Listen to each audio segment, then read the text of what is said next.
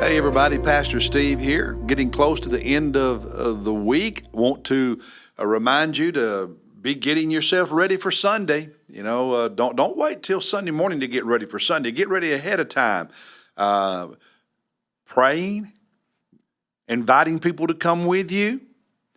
Between now and Saturday evening, lay out your clothes, get your Bible, your tithe ready so Sunday morning you can get up, put on worship music. Everything's ready. Get to church in a good mood and worship King Jesus, okay? I'll see you Sunday morning. Now, today, we are in Luke chapter 14, and I'm going to talk about one verse.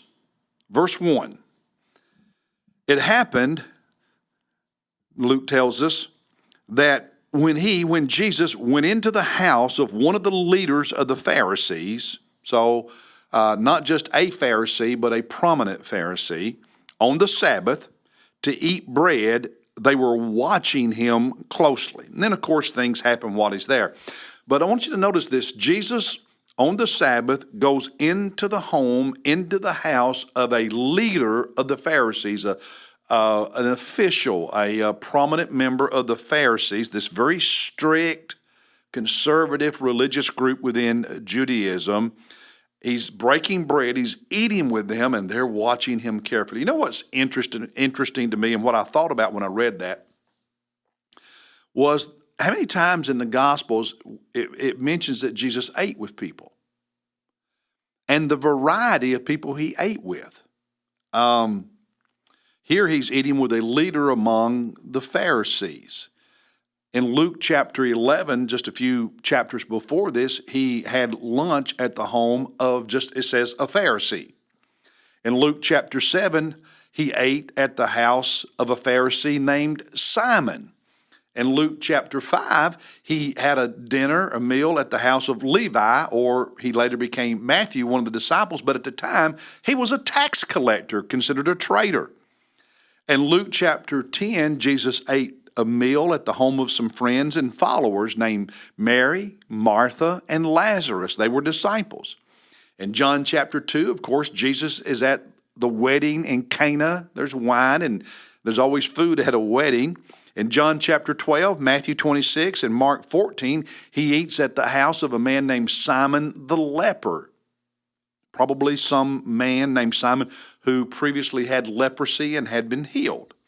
In Luke 24, Jesus eats with two disciples that he met the day of his resurrection, walking with them on the road to Emmaus. In Mark chapter 1, he actually went into and ate a meal at the house of Simon Peter and Andrew, two of his disciples when they first became followers of his. So here's Jesus eating in the homes of those who were his disciples, those who were acquaintances, those who were enemies, Pharisees. I mean, I don't want to joke and say if there was food, he went. But what I want to say is that Jesus hung out with all kinds of people, ate dinner with all kinds of people. We don't do that. We tend to stick to our kind.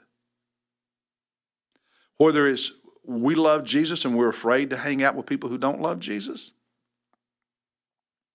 Whether it's I'm a conservative and I'm not going to go to dinner at the house of a liberal. Whether it's a white person, I'm going to the house of a black person for dinner. You know, for years it's been said that Sunday morning's the most sacred or the most separated time in America, when blacks and whites don't mingle Sunday morning. I'd like to challenge that. I think the most segregated hour in America is the dinner hour in our homes. If we want to change race relations in America, it's not just about Sunday morning. In fact, Sunday mornings at church will not change until the dinner time in our homes change. Think about that.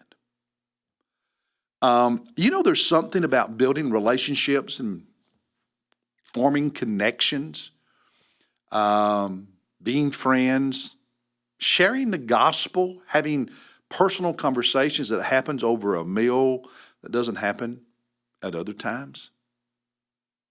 Now, it can happen at Olive Garden or Texas Roadhouse or Subway over a meal. There's something about having food that just changes the dynamics. If Jesus was willing to eat with all these kinds of people, why don't we?